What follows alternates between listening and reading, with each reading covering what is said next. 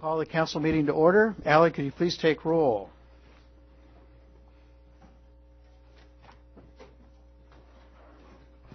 Councilmember Bruce Bassett. Here. Councilmember Jane Brom. Here. Councilmember Mike Serro. Here. Councilmember Mike Grady. Here. Councilmember Dan Grouse. Here. Deputy Mayor El Jenke. Here. Mayor Jim Pierman. Here. Okay. Tonight is a very special evening. We're going to be swearing in our newest council member. And the agenda that you have in front of you, we want to tell you we're going to be going into an executive session due to scheduling at the beginning as well as in the end. We have a scheduling issue that we have to talk about. So as a matter of changing the agenda, we'll go swearing in Jane, then we'll go to appearances, and then after that we'll excuse ourselves for the executive session for a while. Then we'll continue on with the regular council meeting. So with that, Jane, could you please come forward?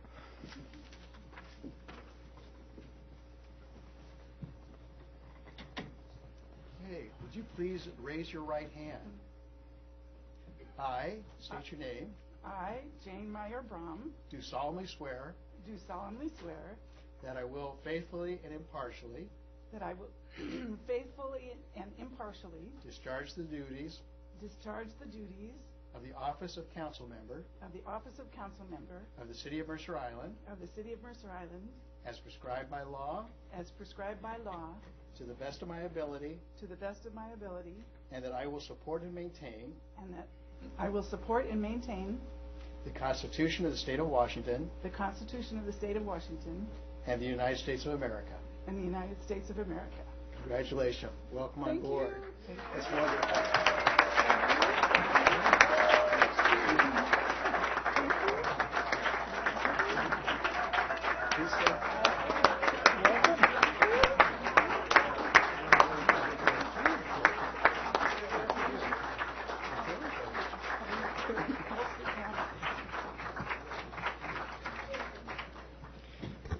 I don't recall anyone being so warmly welcomed before.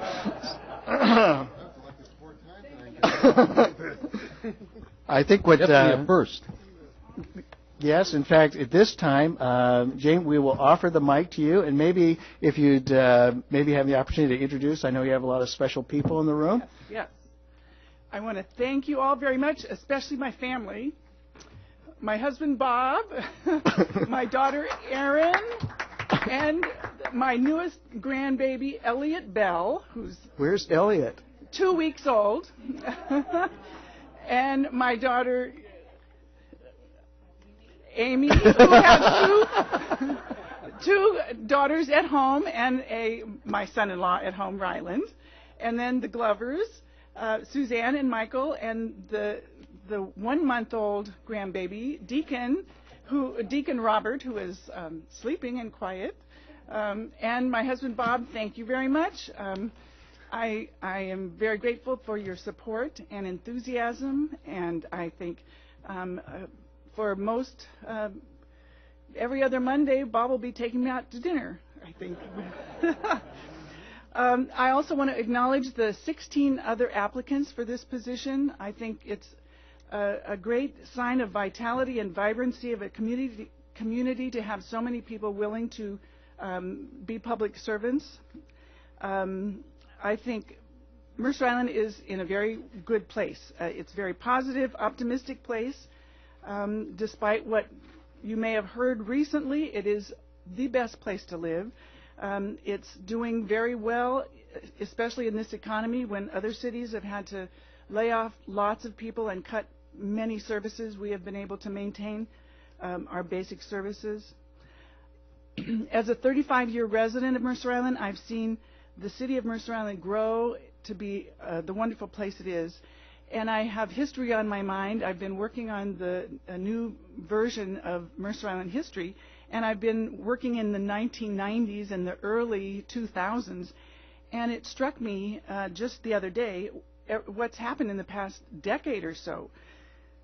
In just about a decade, we have accomplished much. We've built a new library, a new fire station. We've revamped a city hall, built a brand new community center, acquired a jewel of a park, Luther Burbank, and multiple open space areas. We've redeveloped the town center streets, sidewalks, lighting. We've seen development downtown, people walking on the streets, using the benches, going out to dinner in the evening. And we've completed the biggest project in Mercer Island history, the sewer lake line, on budget and actually under budget and on time. We've done great things in the past, and we have a great future. It will be a pleasure to serve a community like this of dedicated citizens who want to see a future right here for their kids and grandkids. It's rare to have a town where kids want to come back and live and raise their children. To my colleagues on the council, I want to thank you for your confidence and good wishes. I have the utmost respect and confidence for the management of this city and its staff. I've known a number of members of the staff for a long time, and I look forward to working with them.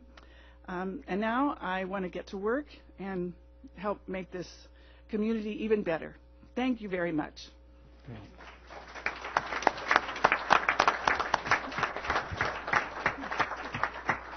I would be remiss not to acknowledge or recognize one of our council members, past council members, Susan Blake. It's nice to see you in the room. Thank you. I haven't been back here very often, but I'm really glad that you have another woman on the council. There you go. All right. Council members, any comments? Oh, yeah. No? Thank you. Great. Well, welcome on board. With that, what we'll do is we will open it up to public comment. Anyone who'd like to come forward, please introduce yourself, give your name and address, and you have 3 minutes. Lived on the island for several decades. I only want to dispute you, Ms. Braun. The economy, as far as commercial taxpayers on Mercer Island and on residential taxpayers, is really down. You betcha. You got a fine manager, you got a fine mayor, you got a fine council, and you've got a lot of nice buildings. But people are hurting. And I want to tell you one other thing I'm proud of. For the first time, you will open your paper this week and you will know your levy rates before any other city in the county. Because I hate seeing people get down in the doldrums the day after Valentine's Day when they come out. You will know your levy rate tomorrow or Wednesday or whenever it is, whenever the Mercer Island Reporter has. Mary Grady has it. Is she any relation? Sorry. Well, she runs the Mercer Island Reporter. I just wanted to... Well, I'm sorry. I'm stupid too, you know. But first of all, I want to call your attention to why I'm here today. This is our new website. When I was in 1957, I started a group of property tax people that were fed up to their neck. We thought government was too big. They were spending too much money. We didn't have any transparency. Government didn't have anything to say. It was called Overtaxed Inc. We grew from 100 to 138,000 people in 20 years. After that, I got into politics. I was your county assessor. And folks, I want to tell you, you're not going to like your tax bills. They're going to be up. And all you have heard is if your value went down, boy, you were going to be in great shape. Hate to tell you this, you're not going to be in great shape. And I want to tell you another thing. Next year, if you people don't look in the mirror and see what's going to happen, because the Department of Revenue doesn't care about what happens, the levy rate next year could double. That's in 2002, because the levy assessed value is based now right on the highest year, which was the revenue that was generated from the evaluations in 2008. Now we've had 3 other years. Those are all down years. 10's a down year. 9 was a down year. 11 is down even more. So it's a serious market. Be wise with your money. It's our money. It's we the people. And if you read all of this that's on the website, you're going to really see how the Internet works and how much pressure we are going to bring to bear to bring government back to the people, and we get involved in it. We're paying the bills. And you just got sworn in. You're not any different as a citizen today or tomorrow. Thank you very much. Thank you.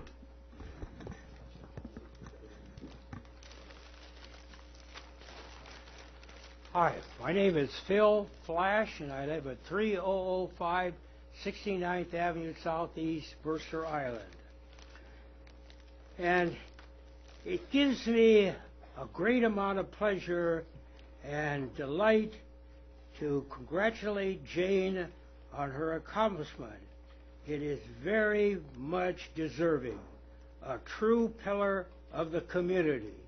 For all her numerous accomplishments, which she has reiterated here, we appreciate very, very much. Community knowledge, we all wish her the very, very utmost of goodwill and success in her new endeavor. May much happiness and goodwill for her always and always and always. Many thanks. I have the members of the Mercer Island Historical Society here with me, and they'd like to join me in presenting this to Jane. Why don't you all of you come and join me? There you go. Come on.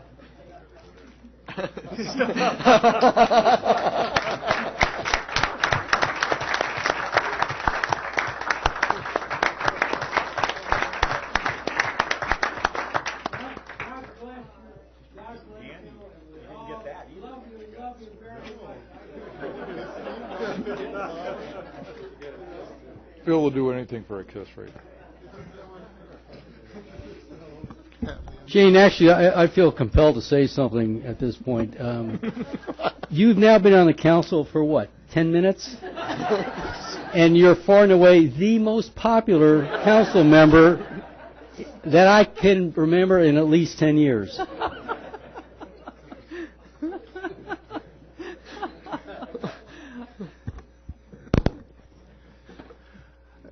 Good evening, Council. I'm Derek Franklin, the Administrative and Professional Services Manager for the City's Department of Youth and Family Services. I'm also the Project Director for the Communities That Care Coalition, a project to reduce underage drinking and drug use on Mercer Island. I'm here this evening to briefly introduce the next speakers, Will Goodwin and Zach Morse. Will and Zach are Island youth and leaders of the Communities That Care Youth Committee. Communities That Care supports the voice of Island youth in the planning and implementation of our prevention work, as well as in civic discourse in general. It is in this capacity that Will and Zach will address the Council and offer another periodic update on the pulse of the community from a youth perspective.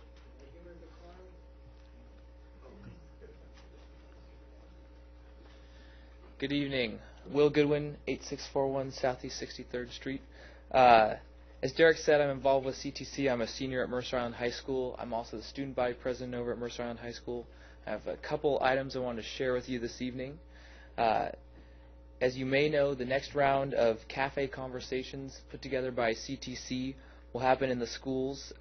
Parents, as well as youth and family services, experts and drug and alcohol professionals will be discussing parenting, prevention, and will provide more education to parents. One conversation will be in an elementary school, one at IMS, and one at the high school. These are happening February to March this year. Also, the Social Norms campaign that CTC is known for, trying to create positive community norms to bring down the rates of drug and alcohol use by minors, is now moving into targeting marijuana use as well as alcohol use. A little fact for you, the difference between actual marijuana use at MIHS and the perceived use is 61%. So CTC's goal is to help inform students that even though people think that more people are using, the number is actually much lower than that. Although tobacco is generally low in use on Mercer Island, it's also important to note that a youth tobacco task force will soon be forming. The hope there is to keep it as low as possible so that doesn't become a problem on Mercer Island. Also on March 23rd, CTC, along with Youth and Family Services Drug and Alcohol Counselor Marla Mitchell from IMS, will sponsor a guest speaker at the middle school to address a parents-only crowd on how to parent for prevention. And and identify drug use, methods of drug use, signs, and symptoms. Also, recently, the Mercer Island High School paper picked up on the social norms campaign, actually offering a different perspective in response to some of the posters that have been going up around the school, bring into question some of the statistics from a recent survey by CTC that we're using on posters, such as the 61% number, which is actually a positive for us. This is going to bring around conversation, and so we look forward to using this as an opportunity to better inform the students. That's all I have. Zach Morris is next. Thank you very much. Zach Morris, 8371 Southeast 57th Street. I'm also a senior at Mercer Island High School. I first want to talk about mentoring program, which is a thing we do every spring. We go to IMS and talk to every 8th grade science class about just the norms, the perceived norms at Mercer Island High School of drugs and alcohol, and how usually that they're false. And we just try and break the ground with them on stuff to expect and not expect at Mercer Island High School. We've also started working on 100 Things to Do on Mercer Island campaign, which is hopefully what we'll set up in the spring as well. There'll be little cards that hopefully will go on restaurants and places like that of 100 things to do on Mercer Island for youth that do not involve drugs and alcohol. So hopefully we can facilitate conversations at restaurants and places like that.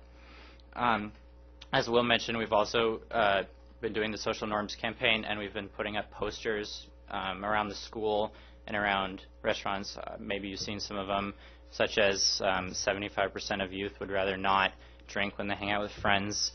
This has been getting a lot of pushback from students, which is actually what it's intended to do. We want to get people to start thinking about it, so that's good. And Will touched on how it also got picked up by the school newspaper.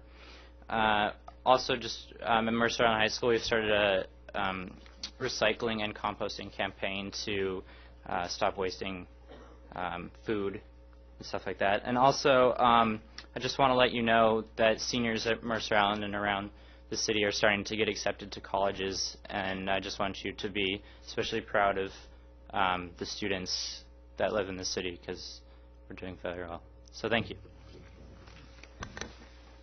Thank you. Ira Appleman, 6213 83rd Place Southeast. Last meeting, in a tour de force performance, I predicted before the vote that Jane Meyer would be selected for City Council. Naturally, that wasn't reported by the distorter, but it did appear in the online Mercer Island patch. The selection process was obviously rigged from the beginning. The so-called candidates weren't asked any substantive questions that could form the basis of a selection. Councilmember Bassett began by explaining how offended he was by me, and then immediately switched to Jane. Councilmember Janke was supposedly the champion of Patty Darling, who he nominated. But when Darling was leading 3-2, he inexplicably switched to Jane. Finally, Grouse, who had just complained that Jane was too old, followed Janke without explanation to give Jane the win. Grouse failed to mention that in the 2001 election, when Islanders were mad at him for authoring a restrictive tree ordinance, Jane ran an editorial saying, "Give the guy another chance." Jane was the obvious choice since she's been a council crony for years, certainly since she ran the Mercer Island Distorter. And she's clearly not going to stop now. She was recently asked about the controversy surrounding City Manager Conrad, and she said it was all based on rumor, but that's not true. As the council knows, I've been circulating a disc of excerpts from under oath depositions taken in the Lindell federal discrimination lawsuit. The segments of the DVD have been posted online at sexandthecityofmercerisland.com, sexandthecityofmi.com, and sexandmi.com. On the DVD, City Manager Rich Conrad admits propositioning for sex a former city clerk. This, for me, is a perfect example of the dishonesty in these chambers. In court, where lying is punishable by fines and imprisonment, Conrad's soliciting sex from a former city clerk is undisputed. He admits it under oath, the city's lawyers concede it, and additional filings confirm the proposition. In these council chambers, where deception, dissembling, and disingenuity are the rule, the proposition is covered up. The city's propaganda office, the Mercer Island Distorter, has known about the propositioning of the city clerk for years, but has actively covered it up. I've been on the island longer than any of you. I graduated from Mercer Island High School as the top male in the class of 1969, so I know what was taught. For nearly 15 years, I've been campaigning for open and honest government, which is what I believe was taught in the Mercer Island School District. The selection of Jane Meyer is an unfortunate, but obviously predictable, step in the wrong direction.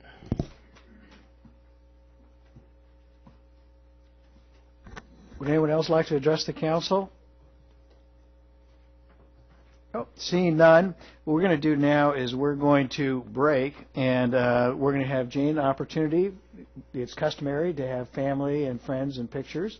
And after that, we will be retiring to executive session under RCW 42.30.110(1) for approximately 30 minutes. And then we'll start the agenda. So thank you very much for allowing us to rearrange the schedule here real quick. And Jane, once again, congratulations very much.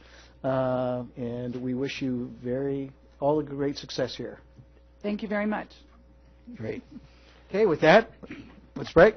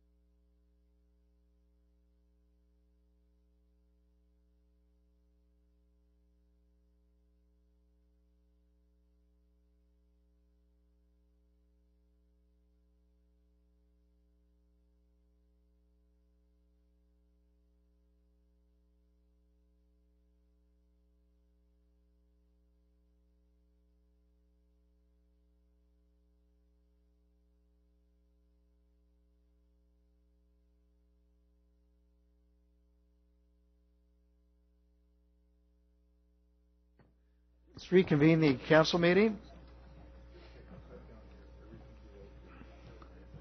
All right, we're on the minutes. We have the special meeting minutes of January 13th and the regular minutes of January 18th. Someone like to make a motion? Mr. Mayor, before I make a motion, I would note that on the first page of the meeting minutes for January 18th, we are still keeping Senator Litzo on the council. I saw that mistake, and I went back and listened to it, and it is Councilmember Bassett, so I have edited the minutes. I figured you had, Ellie. So having done that, I make a motion to approve both the meeting minutes from January 13th and January 18th. Second. Okay, moved and seconded. Any other comments? Seeing none, all those in favor say aye. Aye. Opposed?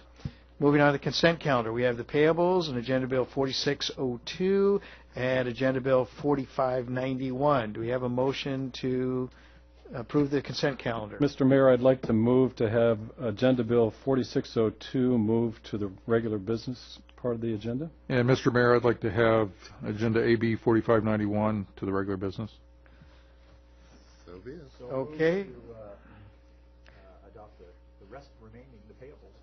All right, let's talk about that. Someone want to pull that one off? No. Okay. All right. So we've got the payables and the payroll. All those in favor say aye. Aye. Opposed? Great. Now we're on to regular business, and let's pull the first one off, and that would be Mike Grady's was 4591 in order. And Mike, a comment on this? Actually, he did the other one. Or did he do the other one? Residential 02. I'm sorry, Mike. And your comments on that? Or questions? Yeah, I guess question for Glenn. In that there was some traffic calming work that was done as part of Avalon Park neighborhood. But in reading through this, it sounds like you guys did a great job in coming in under budget, and we've got about $44,000 of a balance remaining. And my question is there a way, because we went through this exercise about traffic calming, and because Nick is no longer with us, it's not clear who's going to do the traffic calming work. Can we take that $44,000, set it aside, so we've got a pot of money where we can start to address some of the traffic calming, for instance, at 68th and 81st? That's a council decision.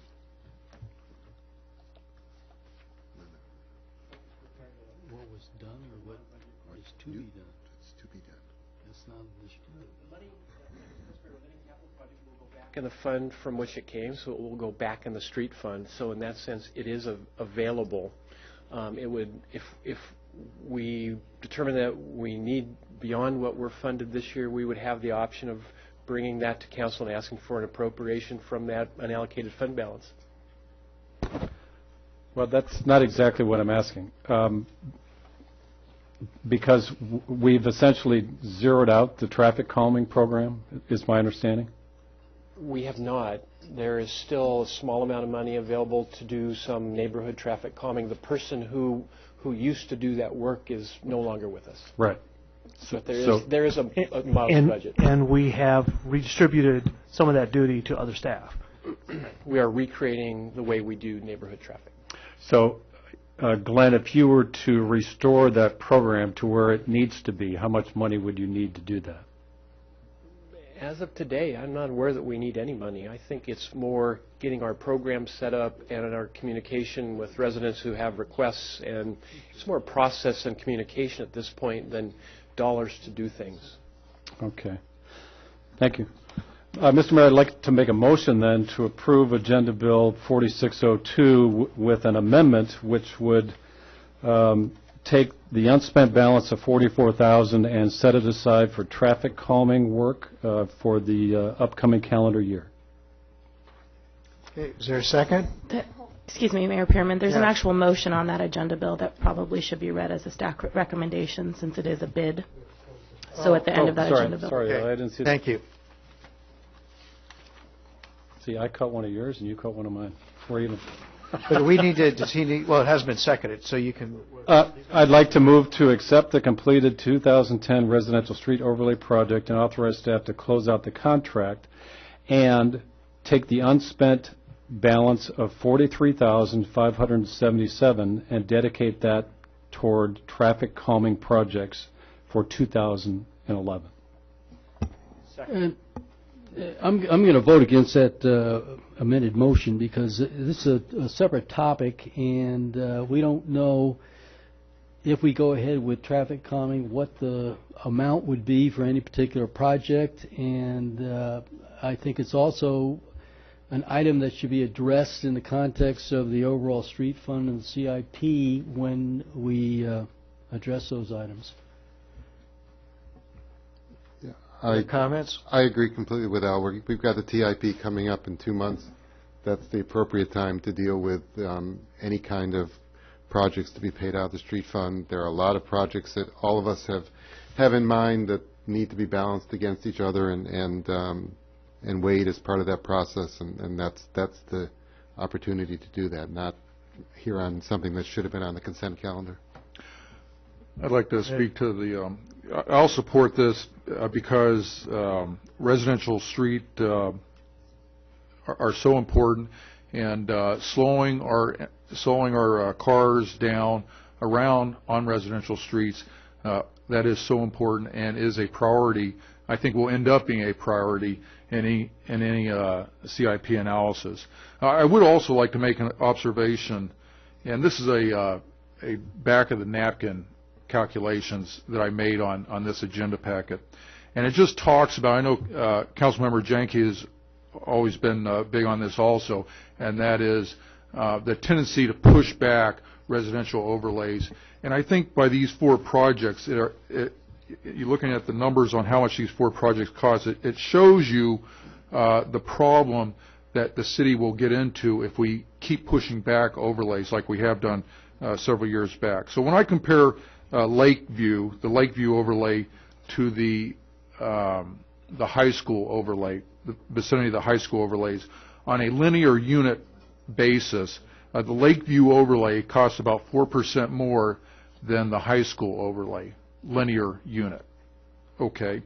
The Greenbrier overlay on a per linear unit comparison to the high school overlay and making some gross assumptions with width costs about a 12% more linear unit than the high school overlay. And then when you look at the Avalon overlay, which I have personal experience, we really pushed back a long ways. That costs an amazing 81% more per linear unit than the high school overlay. And that just identifies what trouble we'll get into if we push back overlays for other projects that we might perceive as not as important. So I just wanted to bring that out for the council in future discussions with TIP and CIP.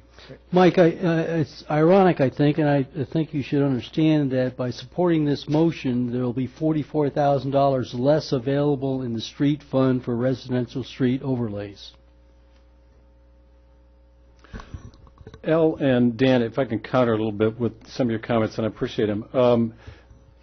My purpose in doing so is, one, to acknowledge that the maintenance folks did an outstanding job in managing these contracts, and two, we cut a staff person out of their shop that was in charge of mainly doing traffic calming and pedestrian bike ped plan design.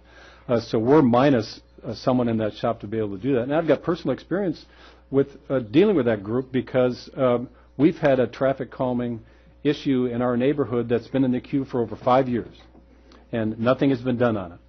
And the recent exchange we had with the department was because we don't have that person in that department anymore, that I have no certainty that they're going to be able to get to it. In addition, we're looking at traffic calming, pedestrian safety on Island Crest Way, in our neighborhoods, around our schools. And to me, the top priority should be, how do we make it safe for our kids to get to and from schools? And if we can take some of this money and start addressing some of those issues around our schools, that to me is money well spent. Oh, wait, just real quick. I totally empathize with what you're saying. I think, though, it's a matter of timing. and that this money will go back into the street fund.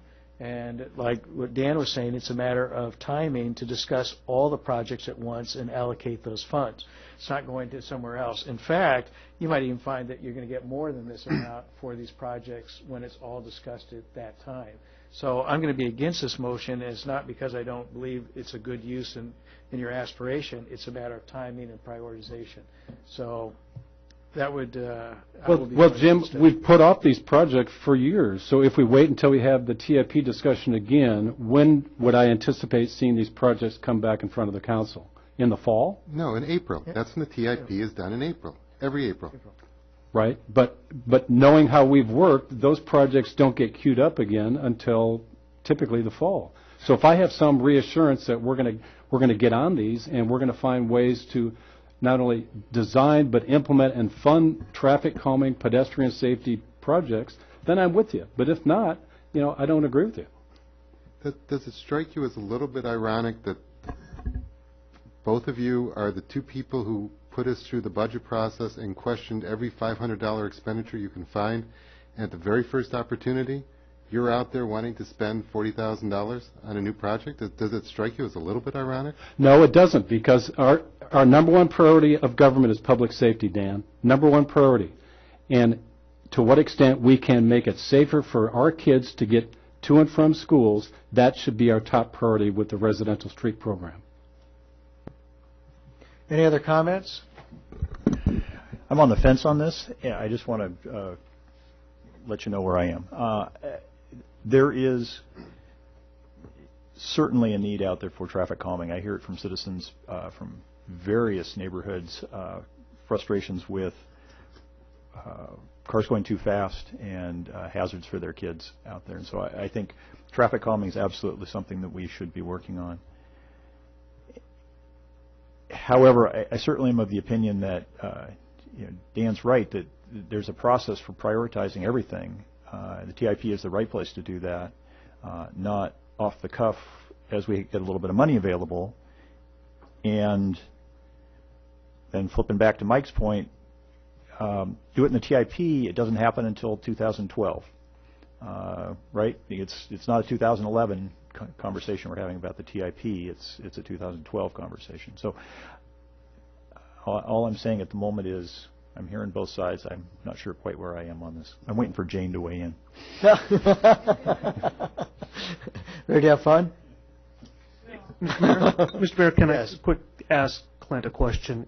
If a couple of traffic calming projects were to come up in April for a 2011 design and construction, that isn't out of the realm of possibility, depending on what they are. Is that correct? And if that is incorrect, say so. I don't want to set you up here. I would agree. It's not unusual for the council to discuss current year projects during the TIP. So right. We are certainly used to talking about 2011. And we've implemented stuff in the fall that started in the spring. Yeah, I thought so. So I guess I wouldn't. Don't jump to the hard and fast conclusion that in the TIP it's necessarily a 2012 project. Depends on what it is. If it's really big, it probably is 2012. But if it's small traffic calming, it's possible. But is the TIP discussion not intended to be a discussion about 2012? Well, generally, the TIP is a it's a discussion of a 6-year plan starting with the next year. But as we found last year, we did do some current year budget modifications, residential streets being one of them. We did a major change, and you now see the results of that. We just did over $1 million worth of residential streets. Okay. So it can be done. Okay. All right. So, Bruce. So with that, I will support let me this just make TIP. this point. It's not just about let's spend some money on traffic calming wherever.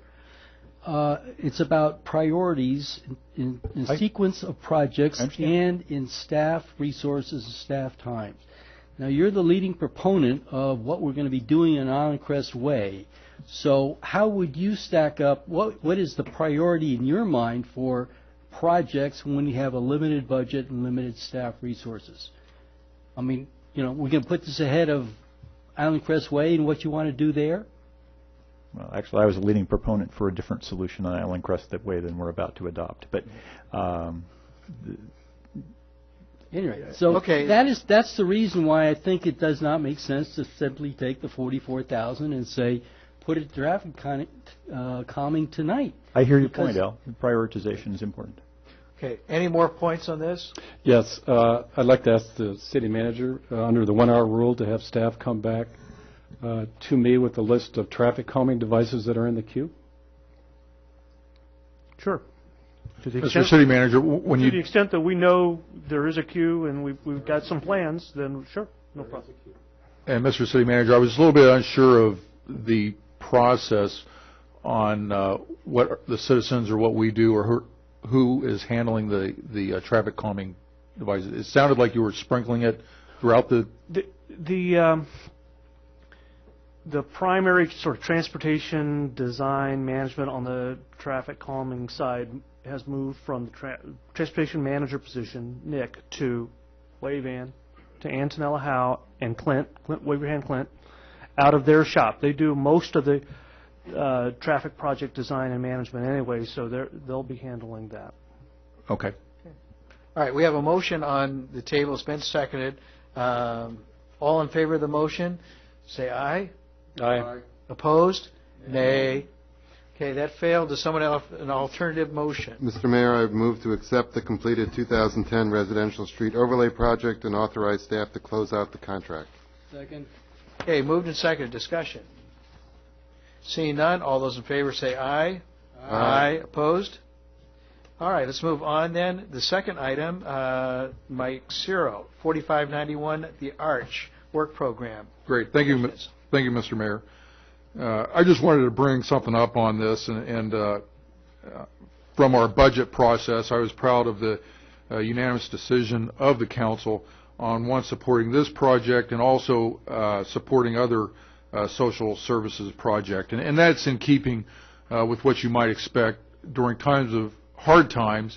That's when the demand for these services are going to be the most, and I think the council and the city, whose money we spend, the citizens of Mercer Island, I think they certainly would appreciate knowing that through all this budget, these budget cuts, that the council unanimously approved 100 full percent funding of the ARCH program, Regional Coalition of Housing, the Eastside Legal Aid Program, Children's Response Center, Kings County Sexual Assault Program, and Reinvesting in Youth program, to a sum of in excess of $40,000.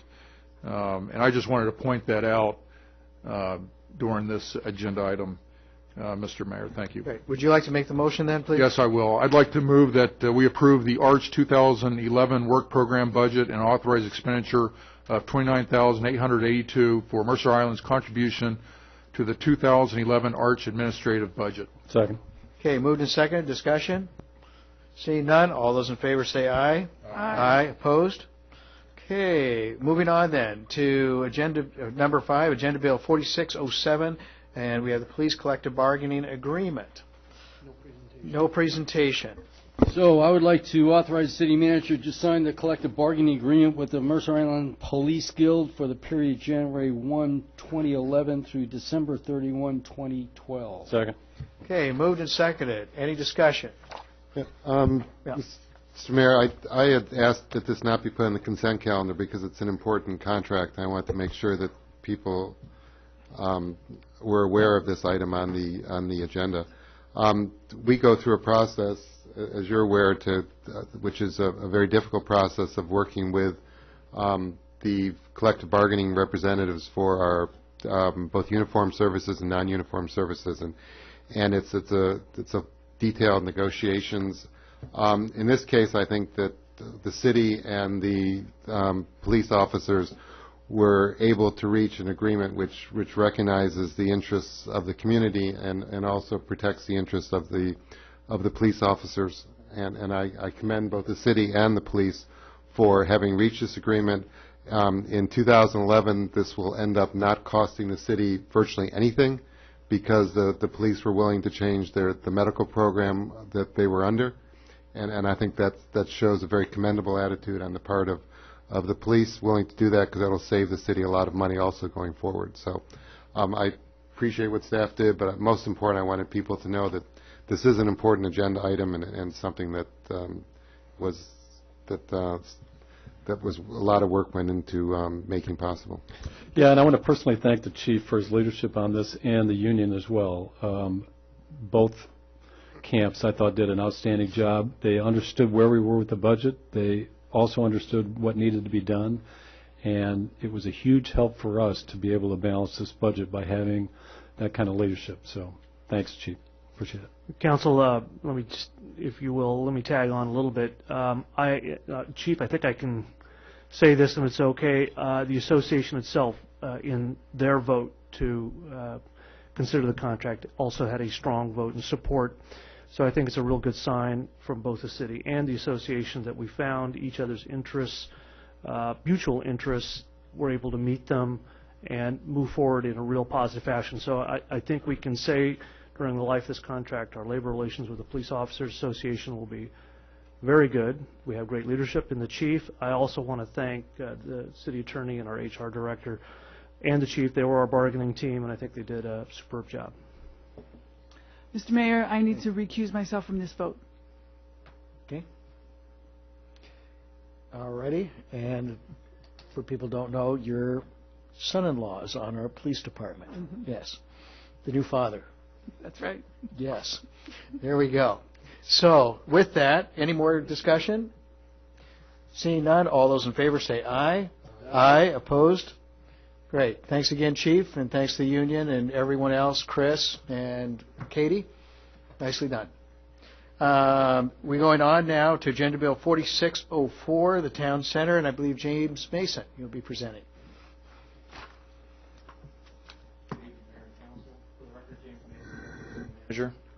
Tonight we bring you a request for Council to authorize the appropriation of funding to contract with a consultant who will complete a transit-oriented development feasibility study for the Town Center.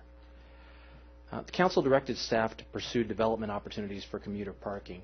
Currently, 60% of the parking spaces within the Sound Transit Park and Ride are being utilized by off-island commuters. And also, with the growth in population and the future projected light rail, there'll be also increases in demand. In addition to that, the need for commuter parking, Sound Transit has recognized that and has offered to provide some funding associated with the development of commuter-related parking on the island. Sound Transit's going to go to their board. The Sound Transit board will review their budget and development schedule later this spring. And they have requested that we provide to them a development proposal that identifies the cost and scope of transit-related parking within the town center. To address this, we've come before you to get appropriation for a consultant to undertake this study. BP Squared Development, we have a consultant here, Ben Mercer, with BP Consultants, who will do a town center analysis and development study that will look at several development sites. Over the last year, the city has approached property owners, looked at sites and their availability for development and feasibility for development, and Ben will look at those further to identify feasibility for development, cost of development, and recommendations that we can look at long-term for development and also take forward to Sound Transit as proposed development sites. Staff is recommending that the funding for this contract be appropriated from expenditure savings from the 2010 general fund. The budget adjustment will be brought to you in March by the city's finance director at the fourth quarter 2010 financial status report. I'm open to questions on the agenda bill. Okay, questions?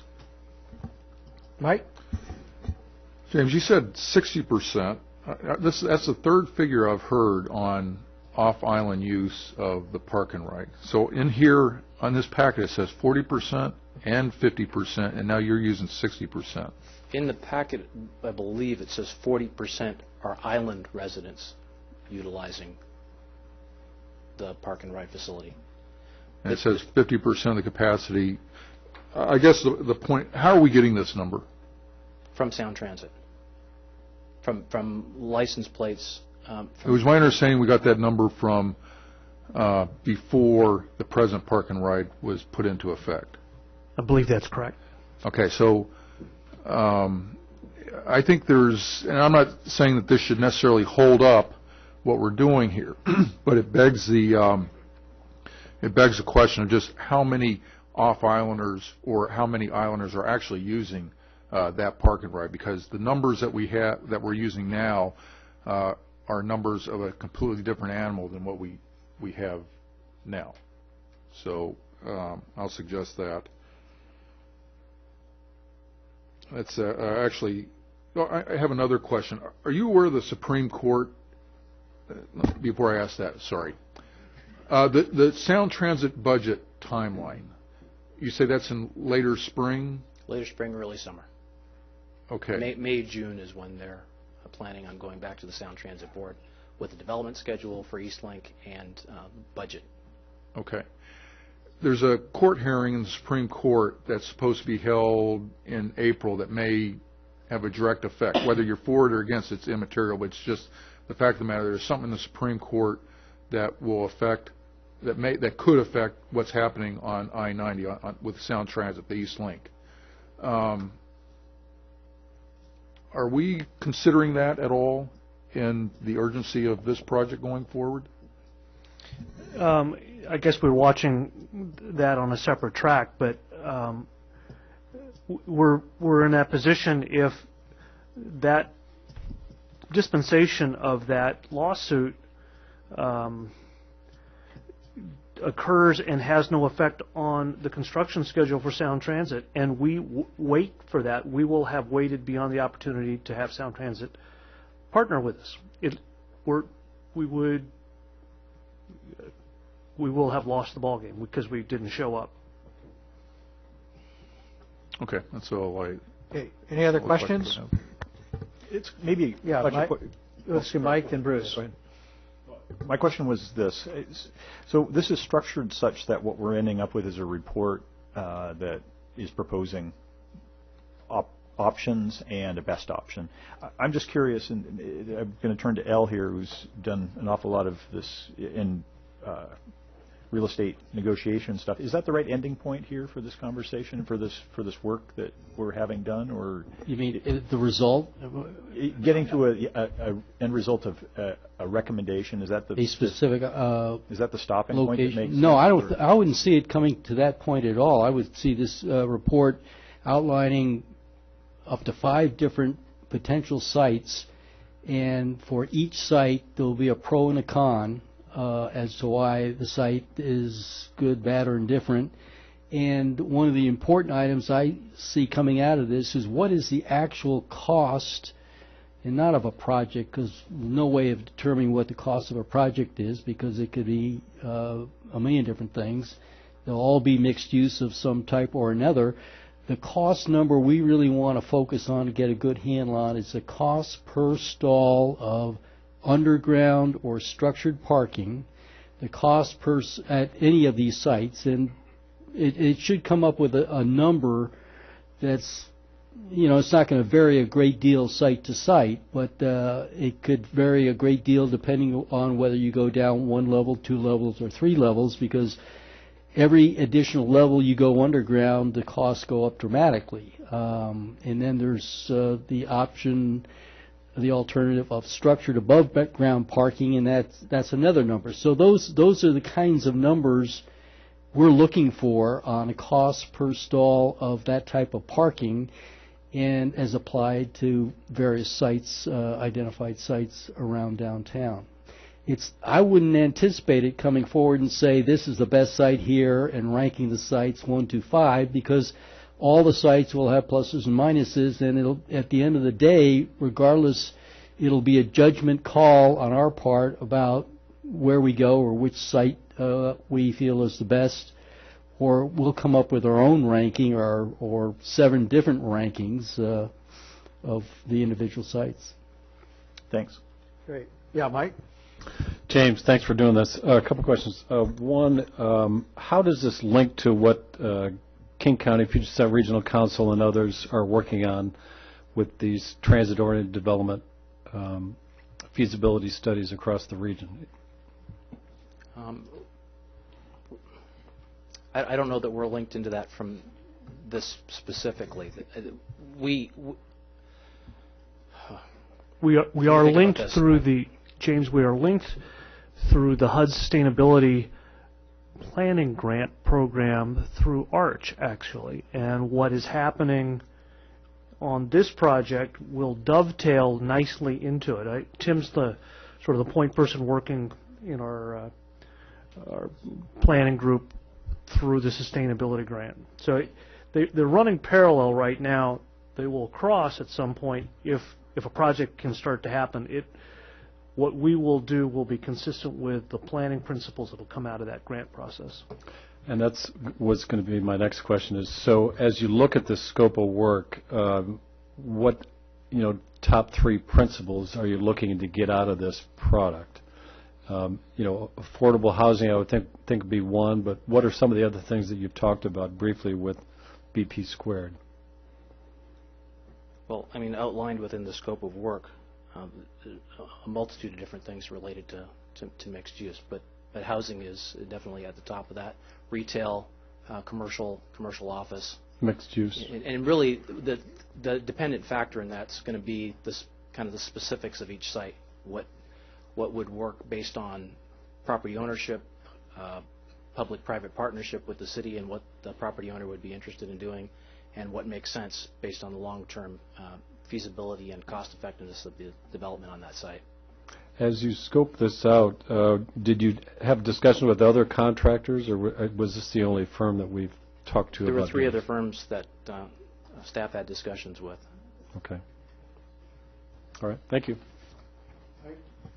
Yes, thank you. I have another question. So you confused me a little bit on that purpose that Councilmember Grady got from you. I thought the purpose of this project is to alleviate the perceived parking problem for Mercer Islanders to utilize in commuting either on the 550 or eventually Eastlink. Correct. That is the primary purpose. That's the primary purpose. Okay. And the other purposes that you articulated are certainly secondary or collateral purposes. Correct. Okay. Any other questions for staff? Seeing none, thanks, James. We'll bring it back to the council. Is there a motion or? Yeah, I would move to direct the city manager into a consultant services agreement with BP Squared for a town center transit-oriented development feasibility study and appropriate $30,000 from the 2010 general fund expenditure savings. Second. Okay. It's been moved and seconded. Discussion. I'd like to say a couple of things. Yeah, please. Thank you, Mr. Mayor. I'm going to vote for this, but I don't want to get too far ahead of what we're doing here. And the example that I'll use from architectures, I suppose, is when the last thing that they do is they build the sidewalks, because then it becomes clear what the demand, what the requirement is for the sidewalks by the paths that the folks track through the grass.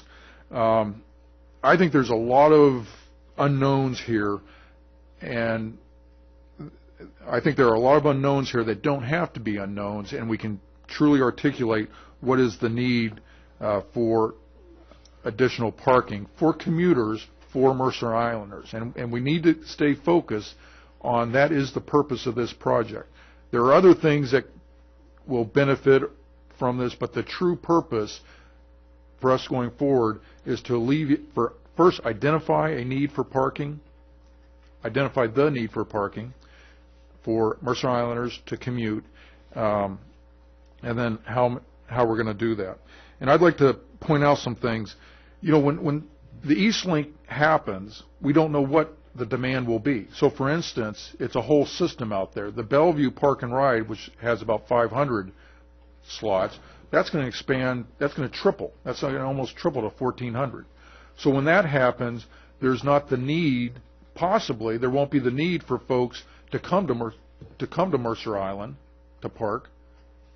They'll just go to the Bellevue Park and Ride. Because I'm sure a lot of the parkers that we have off island are there because if you go to Bellevue Way a lot, that one fills up before ours does. All right? So there's a potential that the crystal ball will show not where we're leaning, but whenever these park and rides and the out in the surrounding communities are better utilized and have the capacity, that we may actually have sufficient parking at our park and ride without having to go through the expense and disruption and without having to get into the business of parking. And I would like to see this project identify who's parking at our park and ride. From my experience of just doing a very random sample with the police a long time ago, it was about 30% are islanders. So I throw into question a study that we're basing our actions on, a study that was done on an animal that is quite different than what we have now. And, you know, there's a lot of, and I apologize, Mr. City Manager, I'm getting in the weeds here. You know, in my commuting a lot, I have opportunity to go in the park and ride, and I've done a lot of looking around, and actually there's a 50% chance that you'll have a place to park in our park and ride if you go there from 8:15 to 8:30. I'm sorry, an 83% chance that you'll have there's an 83% chance that you'll have a place to park in our park and ride if you go there between 8:15 and 8:30. A 50% chance of a place to park between 8:30 and 9. And then, of course, it's at capacity, but then it starts open up again at 12:30 to 1 o'clock. And I don't mean to put the reason I want to say that is because I don't want to get into a position where the council feels they're forced to make an agreement on this additional parking, because I don't know if the situation is as bad as we perceive it to be, and we just don't know what the situation is going to be once the East Link goes through. Thank you. Right. I'll just have one quick comment. I think this is money well spent. This is the number one thing I hear about is the lack of parking downtown. We're getting the vibrant downtown. We need this capacity. So I think that this is a first step, and we can make a good decision with better information. So I totally support this. Anyone else? Yeah, Mike? Thank you, Mr. Mayor. I'll be supporting this, but I do have a couple of concerns. And one is there doesn't seem to be a clear focus on what the objective of the report is, which is why I asked the question about, you know, what are the goals and, you know, what are you really going to focus on? You know, things like relieving parking stress for Mercer Islanders, you know, should be top of the list. I agree with L, cost per stall. Also, access to transit. We could find a real cheap place with real cheap parking where our residents could park, but they might have to walk a long way. So there needs to be a little bit more homework that goes into the scope of work, quite frankly, Mr. City Manager. Not to get in the weeds too much, but just to kind of point you in that direction. Also, I raised the issue of the HUD Sustainability Grant because I'm working with our regional partners, as many of you are aware, on promoting these transit-oriented developments across the 6-county region. And there is a lot of work afoot already with the Puget Sound Regional Council to do that. So I think we need to really stay kind of joined at the hip with them to make sure that we're sharing this information with them, because Sound Transit, quite frankly, is basing a lot of their decisions on where to spend money on transit-oriented developments based on what's going to come out of that HUD EPA DOT process. So it's really important that we make the linkage between the two and not think that we're just going to come up with a feasibility study, bring it in front of Sound Transit, and Sound Transit's going to cut us a big check. That's more than likely not going to happen. Well, my suggestion to you, Rich, is find a way in the scope and in the report where we can make the linkage between some key principles and articulate those very well, and the linkages to the sustainability, livability principles that are in the HUD EPA DOT grant. And then I think you've got a winner. Just my 2 cents worth. Thank you. Any other comments? Okay, seeing none, now do we have a motion? It's been seconded? Yes, it's been a while. Okay, great. All ready to vote then? All those in favor of the motion say aye. Aye. Opposed? Great. Thank you for the discussion and comments. Moving on now to Agenda Bill 4606, the Island Crest Way. Okay, crosswalks. Yes, excuse me. And, okay, there we go. Ann, it's all yours. Well, I'm going to keep this very short. Ann Tanella Howe, Assistant City Engineer. And I have no presentation for you tonight because I think we've talked about this project or some form thereof many, many times before. I'm here to ask for your authorization to proceed to bid for the Island Crestway pedestrian signals, one at Southeast 42nd and Island Crestway, the second at Southeast 47th and Island Crestway. And with that, I am here to answer any questions you might have. Great. Al? Yes, total project cost $350,600, and what is the city's share of that? Is it 25% of that, which would be $109,000? Right now, based. Or would it be $87,500?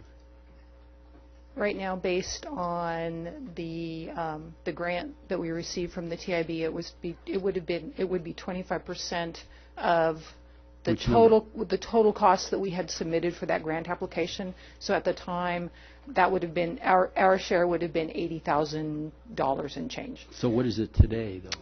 I did not do that calculation, and I think it's best to wait until we receive bids and set the final project budget.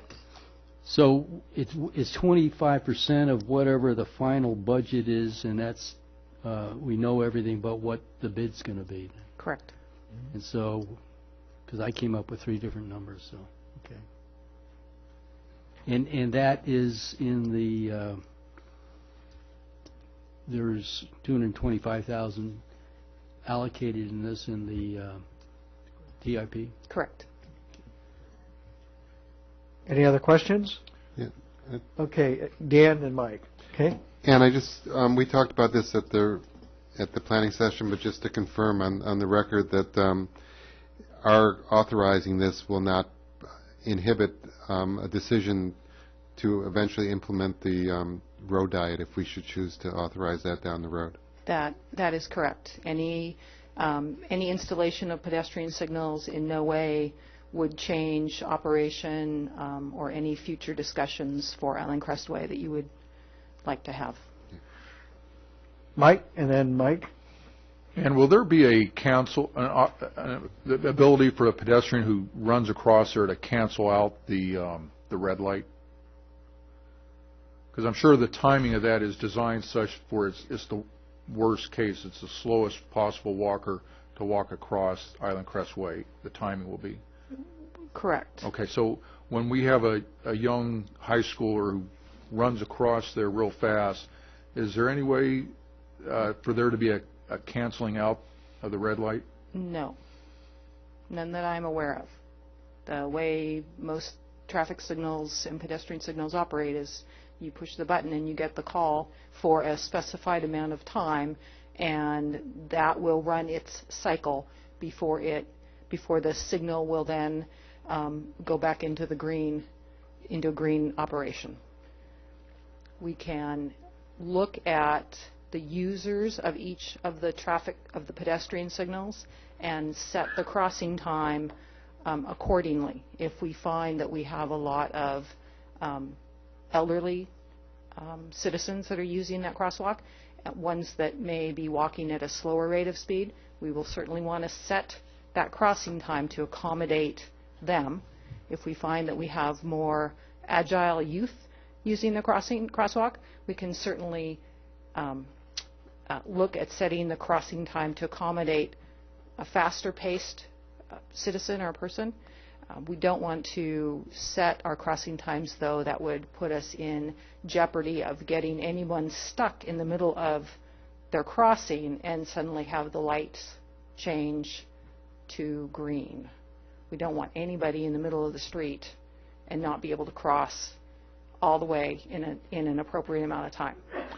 Right. I just brought that up because I think the citizens are very comfortable with the judgment at the Island Park crossing, where after somebody. Mike, do you have a question? That's right. That's all. So okay. It sounds to me like you'll look into it, but you're not aware of it. We will make sure that the crossing times are set according to the users at each crossing location and make sure that we've set the crossing times appropriately so that people have the ability to cross curb to curb without getting stuck in the middle of the street. Okay, thank you. Okay, Mike, ready? Yep. Thank you, Mr. Mayor. Ann, I'm curious, how would you know that? How would you monitor that to make a determination one way or the other? We're going to have to watch that intersection and see who's using it, the frequency of crossing. Camp out there? Yeah. Okay. My question is, with the grant, are there any stipulations for speed limit? Because in the two areas where we're putting these signals, the speed limit is what, at 35? Correct. Is there any requirement to lower those No. to enhance public safety in No. those particular areas? Okay. Thank you. Any other questions? Great. Thank you very much. Do we bring it back to council now? Does someone have a motion? Mr. Mayor, I'd authorize the city manager to advertise for construction bids for the Island Crestway pedestrian signals project. I'll second it. Okay, moved and seconded. Discussion. Seeing none, all those in favor say aye. Aye. Opposed? Great. Thank you, Ann. Did she already leave? No. Oh, there she is. Okay. Thank you very much. Okay. Okay, moving on now. We have got the LTGO debt financing and Chip Corder. Chip.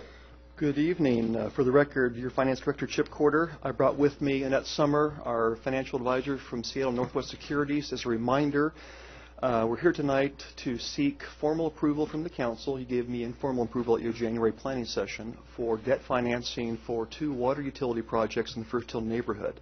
The first of those 2 projects is the First Hill Booster Pump Station upgrade, and that was actually budgeted for $275,000 last year. And once we got into the preliminary design aspect of that project, it became readily apparent there's way more of an improvement that was needed than it was actually budgeted, to the tune of $780,000 more. And so I teed that up for the council at your planning session, saying there's a couple of ways to skin this cat. We can debt finance the whole amount. We can use some or all of our estimated sewer lake line project savings of $1.2 million. And what was decided at the planning session was let's use $400,000 of the sewer lake line savings for this project, and the balance of $380,000, let's debt finance that along with the project in 2012 at $1.2 million. And so what I've brought before you is seeking your okie dokie to move forward and pursue debt financing of $1.58 million plus bond issuance costs. And this will cover debt financing for 2 projects in the current biennium, 11 through 12. And just to orient you to your packet, what's attached here is information that Elle had asked for. As you recall, where are the numbers? And the numbers are here. They're attached. And also included in your agenda bills some information that Annette provides that describes the current status of the bond market, how it's changed since last September, October. She also talks about revenue bonds versus LTGO, limited tax general obligation bonds, and as well as the method of sale. She's here to answer any of your questions. Oh, one other thing I should mention, I did attach 2 variations of the Water Fund 6-year plan. The first one, which was Exhibit 5, is tied to your adopted budget, okay? And what I should mention, remember, when we went through the budget process, you're going off of your preliminary budget document. I haven't gotten to you yet your final adopted budget pages. Those are almost done. We'll get those to you very shortly. And so you would actually find a 6-year water utility plan in the CIP section of your budget document, in your preliminary document. And you'll see projected rate increases for 11, 12, all the way through 16. What we have here in the adopted budget is a little bit better than that. You'll see, and it's the same in 11 and 12, and then for 13 through 16, it actually goes down a little bit than what was in your preliminary document. And then I've also attached a version of that where by going out for an additional chunk of change for debt financing, what's the impact on the rates? As I told you at your planning session, there is no impact on the rates. The only negative is in the last 2 years of that 6-year period, 15 and 16, we dip into what I call available working capital. All that means is there's a fiscal policy reserve, actually 2 of them, in the water fund that we dip into just a little bit in 15 and 16. It does not cause me concern. I'm okay with that. Happy to take your questions. Great. Thanks, Chip. Questions? Yeah, Mike? Chip, just to re-clarify, what's the guesstimate for the amount of savings from the sewer lake line project, and when will we have a better understanding of how much that actually is? Yeah, the best guess at this point is $1.2 million. To be conservative, I don't want to bank on that yet, but that's looking more and more like a solid number. We'll be able to verify that after talking with Ann at your mini planning session later this year in June. We'll actually be able to come back to the council and say this is the number, and then we can talk about the disposition of that savings at that point. Thank you. Other questions? Maybe this is more for Katie. I noticed in the agenda bill, in the last paragraph before the recommendation, that the way this is going to come back to the council is a proposed bond ordinance on February 22nd, and then a second reading planned for March 7th. Means the first time that, in essence, CHIP could not go to the market until March 7th. The concern that at least I had was to make sure CHIP had the maximum flexibility so he can catch the market at what he perceives to be the lowest point. If we want to, is it possible to have this come back on the 22nd and then have the council do it in one fell swoop, or do we do two readings? You could do it in one reading. Oh, did you want to address that? No, go ahead. You could do it in one reading. One of the clarifications that we've been making to council is that the requirement for the two readings has to do with the land use provisions in our Chapter 19 of our Mercer Island City Code.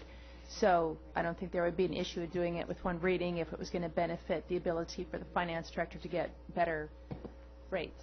Okay. The reality is we can't move any sooner than about middle of March is the soonest we could advertise. Okay. Well, and I appreciate, Dan, you make a good point there, and I think when it comes back, maybe there should be a proposed motion to waive the second reading if it looks like it makes sense at that time. But brilliant as our finance director is, I doubt if he can time the market perfectly and pick the low point on rates. Yet. Can't do that, huh? Okay, any other questions? Yeah, Mike? Yeah, Chip, so we're not using the $400,000 for the original intended reason in that we're getting it from the lake line. Are there any issues that would prevent us redirecting that money from the sewer lake line to this project? Make sure I'm clear. We are going to use $400,000 per direction from the council from sewer lake line savings for this project. That's correct. But that's not my question. Okay. The money comes from a financing agreement that we finance the original amount, $20 million for the sewer lake line? Right. Okay, and that was financed for the sewer lake line. Right. So we're taking money from that and putting it someplace other than the sewer lake line. Is there anything in that? That's up to the council, yes. Okay. Mike, the original source of the funds that you are working with right now are general fund dollars. That's what went into the sewer lake line. You didn't need it all, so now you can put it to something else. I thought this money was part of the financing. Money is fungible, and some of the money in the lake line was general fund money, That's at correct. least $400,000. So that makes this legal. Otherwise, there's no telling which of the savings dollars from the lake line is available via cost underruns or cost savings. Thank you, Mr. Yankee. Yeah, this stuff wasn't all borrowed money. We actually did have some cash from the general fund. So. Okay, any other questions? Okay, thank you very much. Bring it back to the council. Would someone like to make a motion? Yeah, I'd move to give the finance director the okie dokie. Do we have a second? I'll second that, because I was also going to vote okie dokie. But I'll withdraw that motion. Instead, authorize the finance director to seek debt financing in the amount of $1.58 million, plus bond issuance costs for the First Hill Booster Pump Station upgrade and the First Hill Water System Improvements Project, which are planned for 2011 and 2012. Okay, moved and seconded. Discussion. Seeing none, all those in favor say aye. Aye. Opposed? Thank you very much. Thank you. Okay. Moving on now, we've got Agenda Bill 4608, the Basic Life Support Transportation Fees, second reading, and we have the Chief and our City Attorney. Okay. As you'll recall, you had the first reading of the proposed ordinance 11C-01 on January 18th, 2011, and the council asked for staff to come back to describe some of the matrices for success. I would note that there is a change to the ordinance with regard to the year, period of time when the program will be in effect. I have had a request from Councilmember Janke to be more specific with regard to the sunset provision. I can speak to that. We can add that in if the council approves the language, which I can read in, but I'll have the fire chief speak first to the measures for success of the program. For the record, Chris Tubbs, Fire Chief. I think the measures are spelled out pretty clearly in your packet, so I'd be willing to entertain any questions. Great presentation. Okay, questions for the chief? Yeah, Mike? Chief, thanks for that wonderful presentation. I have a number of questions. How much is this program guesstimated to generate in that period of time? We're going from what, March 18th to St. Patty's Day in 2012. So what's the guesstimate for how much your department is going to generate for charging, what is it, $770 per trip? If I recall the number correctly, it was $220,000. Chip might be able to verify that. 330,000. 330? So the first year, I believe, was 220 because it was a reduced time span. There was 70,000. Yeah, but now you're actually picking up the time. 1 year, yeah. Okay, so we'd be back to the 300. Okay. And how many trips would that, what would you need to make in order to generate that net revenue? I recall 700. Okay.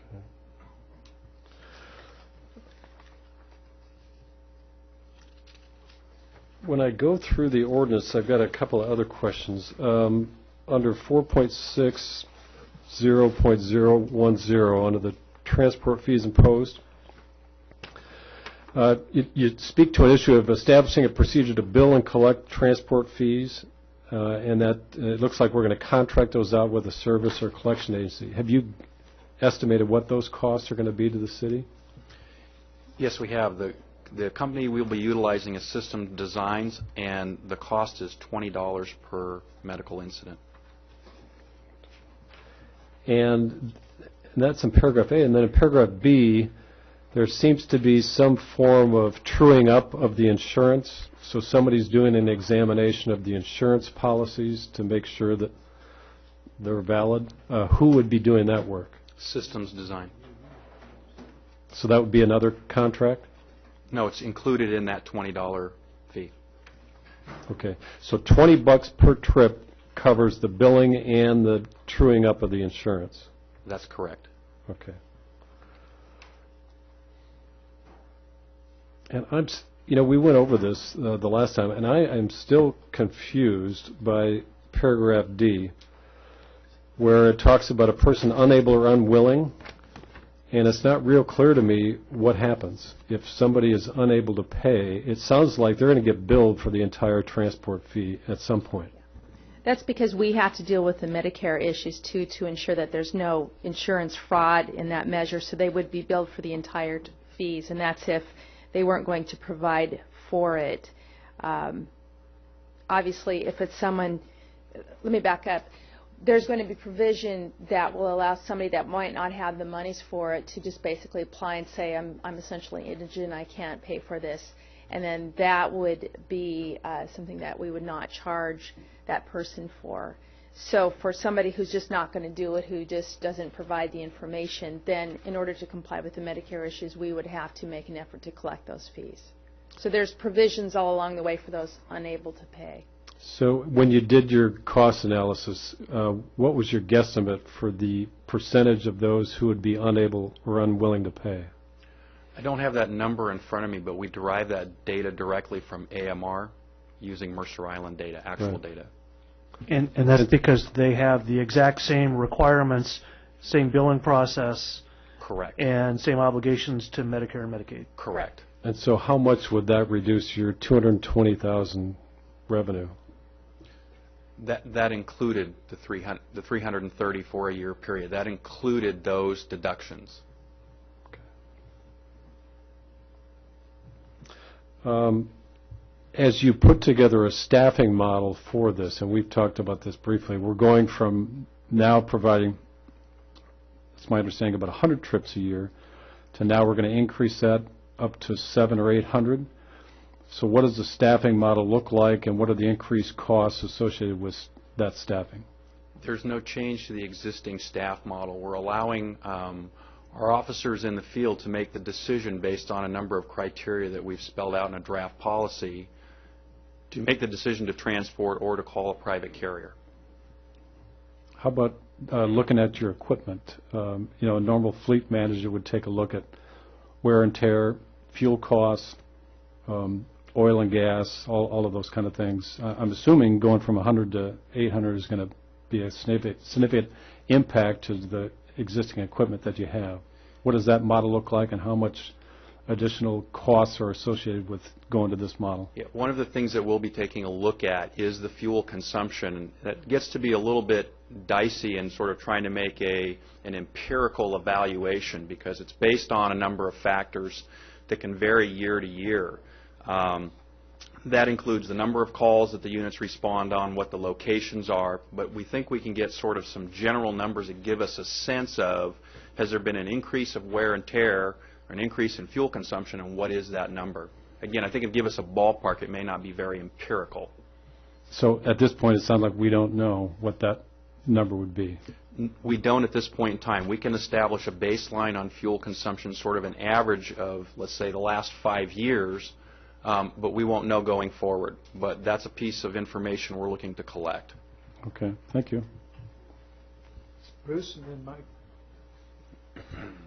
Thanks for putting together these performance measures. I know you were asked for that. I just wanted to confirm each of the ones that you're going to compare against past history is one that you have the data readily available for in some fashion, so you will be able to pull up the data for the 2005 to 2010 time frame and then compare against what happens in the coming year? For most of that, yes. There's a piece of data that we don't normally collect, but we will be collecting through one of our neighboring fire agencies.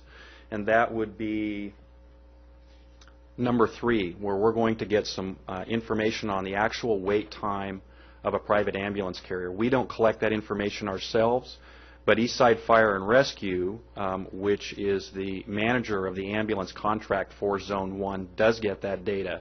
So we'll be able to pull that information directly from them. The other item that we don't currently collect, but we can do that pretty readily, is item 4, and that's the criteria. Our current RMS system allows a certain amount of customization pretty readily. And so our IT department is going to enter the criteria into the RMS for our folks to choose one of those, which was the basis for not transporting.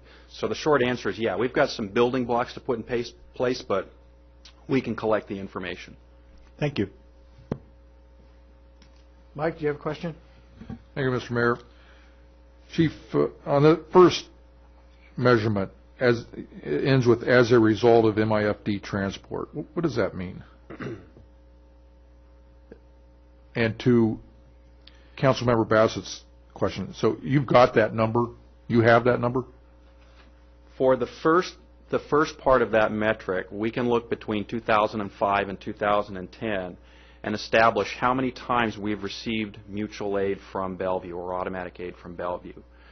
What's changing is that when we begin to transport, we want to measure the impact of transports against automatic aid. Obviously, we don't have that number yet because we haven't implemented the program.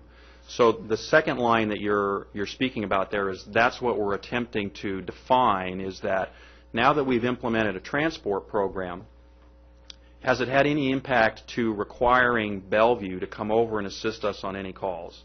Sort of outside the normal business that we do with them today. So that's a new measurement? Or that's correct. That's kind of what Councilman, what I didn't quite understand your answer to Councilman Bassett's question. That sounds like a new measurement, but you're comparing it with old data 05 to 10. Are you not going to be comparing apples to oranges? No, it's going to be a new piece of data, but it's not that we don't collect it now. It's because we're going to be implementing a program that we don't do that will now be pulling that data out of the RMS system. That data would exist today if we were doing that program, but we're not, so it doesn't exist in that sense. I kind of had a question about you're using the average number all the time, and I always get wheezy about average numbers when looking on these type of measurements.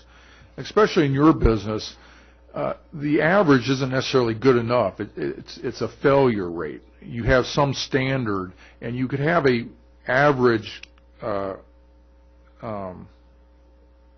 number. Let's see. You could have an average time that is acceptable, but if you have too many responses that exceed some standard, then it's unacceptable. Does that make sense? You can have an average that's acceptable in the green band, but if you have too many that are in the red band, that's not good. So I'm questioning whether the average is the correct way to present that information to the council. Well, if I would take the first metric where we're looking at the average number of times between 2005 and 2010 that Bellevue responded for mutual aid, I guess I would argue that that would be the correct measurement that we want, because it gives us sort of a good barometer of what is the typical type of impact we have on Bellevue without a transport program in place. There are some years where that number is a little bit higher and some years where it's a little bit lower. If I'm to pull out a singular year, I think that can be a little bit misleading for the council. So in that particular metric, I think the average is the right thing to do. Okay, I got it. And that is important. How is this new policy affecting this regional sharing of assets that we practice? I've got that. I guess what I'm missing here is from the citizen perspective, where is the measurement on response time and getting an ambulance to a citizen that's injured? Is that one of your measurements here? Well, Chris, don't even look there, because we do that one now always. We're measuring response times on every call. Correct. That's a basic performance measure we always do. What this set of measurements is about is trying to assess what happens, what impact, what ripple effects occur when we make the decision to transport a patient. We do it about 100 times a year now. We're projecting about 700 times a year in the future. What effect does that have? That's what we're trying to measure. And I appreciate that. Because it is a regional sharing of assets. But my number one concern is the number of response times that are outside that are in that red band. I don't know what that standard is. Well, that's my number one. And we do that now. Well, why isn't that a measurement? Well, we always have it now. I mean, you get that at the Public Safety Committee when we bring it. When we have it. But, Which but is another that's a standard performance measure we do both in police and fires. Always, what is that response time when somebody dials 911? How long does it take, on average, to show up? And well, then I think that should be a metric on the success of one of the metrics on the success of. We can continue to supply the response time data whenever we. But what you're saying, I mean, let me put it. What you're saying is that's our basic bottom line performance measurement. Irrelevant of this, that's the bottom line base safety response time of our community, period. Correct. Okay. So I should have assumed that was part of the metric. No, what they're looking at is things that they're measuring besides that. If that's being impacted, we got a much bigger issue. These metrics were very specific to the effects of the transport program. It doesn't take anything to add. Okay. Whenever we do a report, what our response times are. Okay, great. Another question: the revenue forecast for 12 months. We were going kind of back and forth on it. That's 300. I didn't write it down. Sorry. That's 300 and how much? I think it was 330. Is that net? Yes. That's 330 net? Yes. Okay. Well, that are part of the metrics on here. Should they not also include Overtime, because you're running an additional 700 routes on routes that you wouldn't normally do. So I could see a ripple effect or an unintended consequence of overtime being more. We don't see that that's going to be impacted. We can certainly track that. I think we've presented that a couple of times. The presumption is that there will be no additional staffing requirements. What you're doing is you're tapping into a resource that is underutilized or unutilized during that time when they're transporting. So they're not projecting adding staff or overtime to make this happen. If we have to do that, we'll account for it because it won't meet my test. This is supposed to be a net $330,000 to the budget. There isn't supposed to be. But Mike's point's a good one. I mean, because this is the argument he's made before, that if you've got someone being transported right at the end of their shift, then you're going to start running up overtime costs. So, or they'll make the decision not to transport. Well, but that's one of the criteria. I don't know if that's one of the criteria. And isn't that the reason this is a test that we will look at 1 year from now or even sooner? Absolutely. That's why we have the sunset. I would hope that's not one of the criteria that they're about to go off shift. That shouldn't be the criteria for making a medical decision. It is not. Thank you. Any other questions?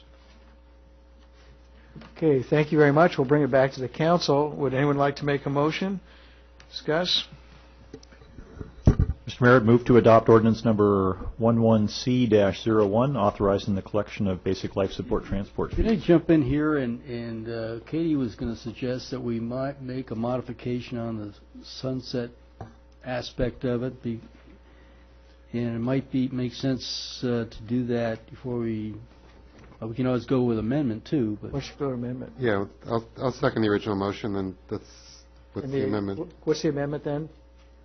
The amendment, and actually you could just make it broadly enough that the staff would insert a sunset provision within the body of the ordinance, or alternatively, I have some language that I could read.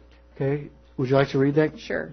And it would be a new section 4. It would say sunset. This ordinance shall sunset on March 17th, 2012, and that would make the effective date section 5.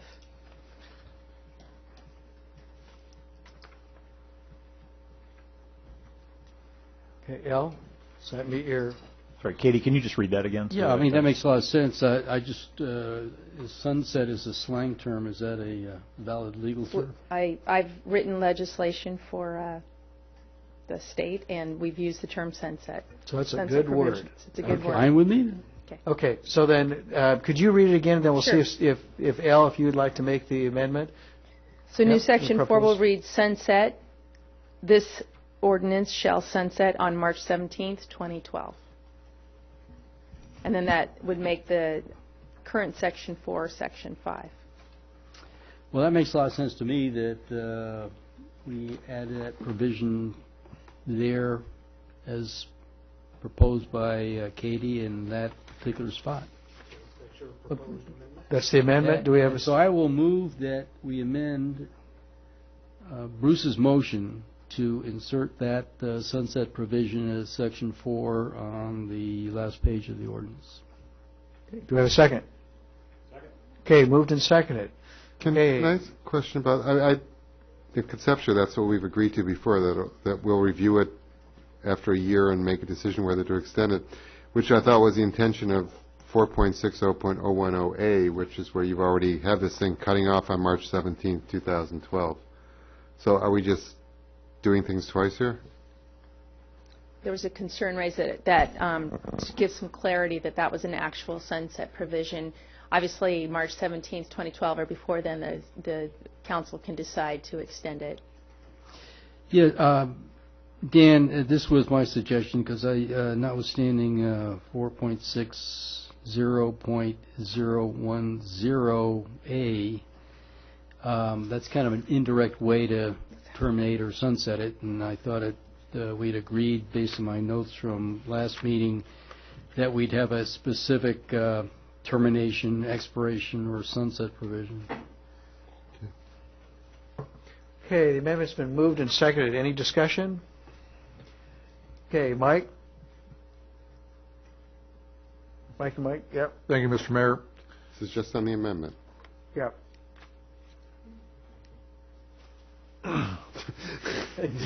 Okay, Mike, do you have a, Yes. No, I'll just save it for them. okay, Mike on the amendment? Okay, so all those in favor of the amendment, say aye. Aye. Opposed? Okay, now we go back to the main motion as amended, and Mike? 0. Yes. So, I mean, we were going to balance the budget. That's law. I mean, we had to balance the budget. But I don't like the way we balanced the budget with this agenda item, because the way we balanced the budget was taking the easy way out. And the easy way out is we created a whole new tax. And that's not what I wanted to do. And I don't think that's good policy to start a whole new tax on our citizens when we're in the type of economic situation that we're experiencing now. Sunset, good intent, but government does not sunset taxes. We've got this thing, and we will have it forever. And for that reason, for those reasons, I'll not support this. Okay, Mike?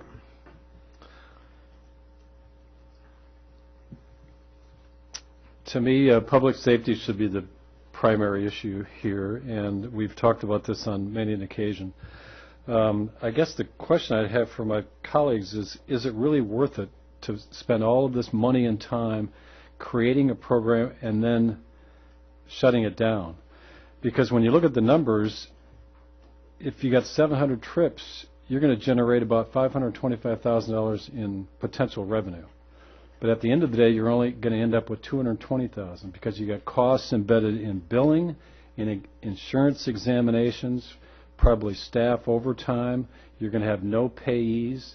You're going to have a lot of issues, and you're creating a bureaucracy here that we don't need to create, all for $220,000. So, I ask, is it really worth that? And when you hear the feedback from staff and the fire department, it sounds like to a person they're against it. And all the public input I've received from my neighbors and people across the island have all been, quite frankly, aghast that we're going to start charging for transport when it's their understanding that they pay taxes, they pay the levies for an essential public service. So again, I think we're going down a slippery slope, all to generate $220,000. We just, prior to this, grabbed $400,000 from the Lakeline General Fund, set aside, in a heartbeat.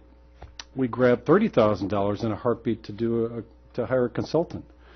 But somehow we're okay with creating a new tax or a new fee and a new program, all for $220,000.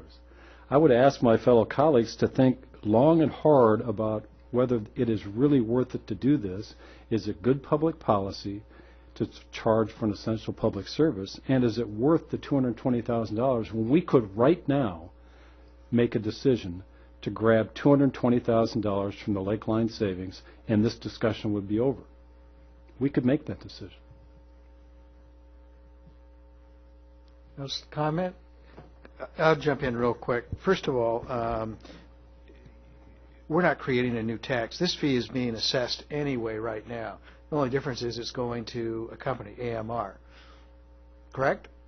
Okay, all we're doing is we're now keeping that money on the island rather than that money going somewhere else. Correct? Correct. And also, at least in my experience, when I explain to someone, there's actually no net difference to someone who's unfortunate enough to use this service and has to be either transported by AMR or by our people. In fact, actually, you're getting rid of the deductible by this new system than using the old system, correct? Correct. So actually, it's a positive for everyone who is going to be using the system. It's a net win for the island. So everyone I explain this to, they go, that's a good thing, you've just done a better job. Okay, I'm sorry, to the council. Well, I want to make sure that, I'm sorry. Well, I'm just saying it's Mayor, a new I understand user. the questioning is Well, over and the discussion is with us. Okay, then it's inappropriate. Thank you for correcting me. So anyway, I'm just relaying the facts as I asked last time, that this is not a new fee. This is just being collected by the island instead of AMR. It's getting rid of a deductible that everyone uses now who uses AMR, who's not going to be getting this deductible. So everyone who's on limited income, who typically uses this service, is actually going to be dollars ahead. So this is a plus. I know that if my mother were alive on the island and she used this service, this would be a good thing for her. So anyway, I'm fully supporting the Chief's recommendation on this. Would anyone else like to speak on it? I'd just like to say, too, that in thinking about this and talking to people who have been in this situation, if you have a life-threatening situation, you call 911, our folks come, and they decide then whether to transport you or to call an ambulance, some other service. There's a delay time in there before the other transport company comes to take you. And I can see a benefit for Mercer Island people to be taken immediately by our staff rather than waiting for an outside ambulance service that may take 20 minutes to get there. The only thing I would add to it is, Jim has already mentioned that this is not a whole new tax, and we're not it's not a situation where we're starting to charge for transport. That's scare tactics and trying to convince people that all of a sudden it's going to cost them more to take an ambulance to the hospital, and it's really unfortunate that we try to scare people through statements like that. But the other part that I found rather strange is the notion of what's good public policy. From a fiscal standpoint, if we can better utilize our public safety assets and our personnel and our equipment, so instead of them sitting here on the island waiting for something to happen, they're actually being used for the public benefit, that to me is good public policy. And that's what we're charged with trying to foster here. So I think this is a win for islanders, it's a win for fiscal responsibility, and it's the right thing for us to be doing. Mr. Mayor, may I please? Yes, please. You're missing it, respectfully, Council. If our firefighters are sitting dormant, not utilizing their time and their equipment to the maximum extent to the benefit of our citizens, that's another issue. That's a management issue. Get out there, transport our folks to Overlake or wherever they need to, and that's not going to cost their citizens any additional more. They're already paying for it in property taxes. They're already paying for it. Maybe we do have a management issue in the best utilization of our firefighting resources and assets. Maybe they're not being fully utilized. Maybe they're doing something. Is that the case? It sounds like that's what the case is. We have an extra 700 opportunities to go to Overlake and back. If we have that opportunity, I fully expect our firefighters to use that asset that our citizens' property taxes have already financed. So that's where I respectfully disagree with you. Well, I appreciate that. I'd weigh in a little bit. I view the fire department as an insurance policy. I think it's really good, actually, that you don't use them at times. That means bad things aren't happening, houses aren't burning down, all kinds of things are. But they're there when those things happen. The emergencies happen. That's what they are around for. And during that time when there is capacity, there's things they can be doing that, like this, that keeps them busy, and like Dan was saying, can use the assets. But if you're implying that you need to reduce the number of people because they're not doing things all the time, I find that confusing, actually. Because then what is the staffing when something bad happens and we don't have people at the ready? Because that's kind of what you're arguing. Okay, that's what I'm hearing. Mike?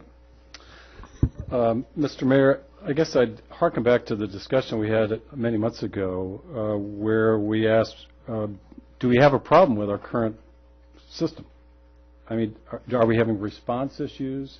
Is the level of service not where we need to be? All of the the good policy questions that we should be asking. They weren't scare tactics, they were policy questions. And they were asked for a good reason. And the resounding answer back was, no, we don't. We're doing this to raise revenue.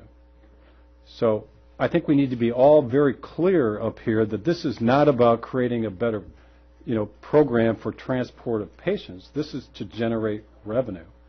And shifting it to an insurance company, somebody eventually pays. It may not come out of my property taxes, but I'm going to continue to pay property taxes and levies for the infrastructure that's going to support this program, which over time, I guarantee you, is going to cost us more than we have analyzed to date. For instance, tonight, the questions that I asked about increased staffing and overtime, I don't have a clear understanding that analysis has been done. I did find out tonight for the first time that $20 per trip is going to cover billing and insurance examination. Okay, so then if you do the math, that's $750 net revenue per trip that we should be generating for 700 trips. That's $525,000. Where does the roughly $300,000 go? Because I was told tonight that it's going to generate $220,000 in revenue. Well, somewhere we lost $300,000. Increased fuel costs. I didn't get an answer on that. Increased maintenance costs, fleet maintenance, very fundamental issues that we have not addressed and quite frankly we've ignored, thinking that somehow we're going to, at the same staffing level and at the same level of service with our equipment, we're going to add an additional 700 trips per year and everything's going to be fine. Who's going to monitor these metrics? Someone has got to come in and do the analysis and do all this work. It doesn't happen for free. And these are fundamental questions that we should be asking as opposed to just hoping that everything is going to be okay because we have a guarantee of $220,000 to balance the budget. Well, ladies and gentlemen, we have roughly $700,000 sitting over in another pot from Seward Lake Line that we could easily take 220 over tonight, and this discussion would be over, and we would not have to do the smoke and mirrors that we've tried to do to sell this program. It's not scare tactics, Dan. These are fundamental questions that have been asked, and they haven't been answered. And so I ask all of you, is it worth it? Does staff support it, and what's the public benefit? Bruce? Two points I'd like to make. The first is with respect to Mike's concerns about the costs and where this will end up financially and where it'll end up functionally. He raises good points, and I think it's incumbent upon us to evaluate the program within a few months and see where we are, and evaluate the program again in a year and see where we are. And I think that's the system we've put in place is one that will allow us to do that and make reasonable decisions about whether these concerns that you're raising have swamped out the benefits or not. So I certainly will be looking to make critical decisions at that point. The second point I'd make is it was said that this is charging for essential public services. And we've had that conversation a bit before, but I just want to reiterate that the essential public service, as I see it, is I call 911 and our fire department comes to my house. Happens every time, and I don't have to pay them anything special for doing that. The second part of the service is transportation to the hospital. Today, we do that some small fraction of the time, and the rest of the time we have an ambulance company do it. And you get charged for that. We don't view that, I don't view that as the essential public service. It's a separate service and one that insurance companies recognize cities don't do themselves. They have outside agencies do it. So for us to shift what's happening within that secondary service, that transportation element, I do not see as charging for essential public service. I just want to clarify that. Any other comments? Okay, we've got a motion as amended, and Allie, could you just read it back, and then we'll take the vote on it? The amended motion will read, adopt ordinance number 11C-01, authorizing the collection of basic life support transport fees, and amend the ordinance to add a new section 4, sunset, that reads, this ordinance shall sunset on March 17, 2012, and change section 4 to section 5. Thank you. All right. All those in favor of the motion say aye. Aye. Opposed? Nay. Okay, the motion passes. Going with that, we'll go on to other business now. Council member absences. Any to report coming up? I will not be here June 6th. Okay, anyone else? Okay, I the will plan. not be here March, I don't remember the date, the 2nd? 21st. March 21st. Okay. I have a tough time figuring out when I'm going to be here next Do we have it? Okay. What is the, I'm sorry, Mr. Mayor. Yeah. Do we have a date then for the summer planning session? I believe we do. No, it's on the. But Bruce doesn't like it. Yeah, we put it out there. To move. Problems. Yeah, it's not quite settled yet. Right. Bruce has got a commitment that we're trying to work around. The issue is we have 2 council members with extended trips in the May-June time period that overlap. Well, actually, they don't. Yeah, there's no opportunity in between to get them both there. So something's going to have to give. Okay. I need to send another email to you to tell you my availability then. Why don't I send out another email to everybody and reassess Great, thank you. your calendars, please. Yeah. We should try to get that one firmed up as quick as we can because of summer and all that good stuff. Okay, planning schedule. Anything else? What you see for the next 2 meetings is it's very busy, and these are mostly just sort of beginning of the year items. We haven't. Don't tell us they're consent items. No. Nothing stays on consent anyway. Yeah, they're all regular business now. So we haven't taken the council's work plan and thrown it into the planning schedule yet. We're going to do some of that final work tomorrow at our management team meeting. So the next time you see this, it'll be completely filled up. But we're busy for the next few weeks anyway. You'll see the study session at the next meeting on the 22nd. We had tried at L's request to put together a legislative discussion session with our 3 state reps, and I'm sorry, it's just not going to happen. They are just not available. I think Steve was thinking he could get back on that Tuesday night.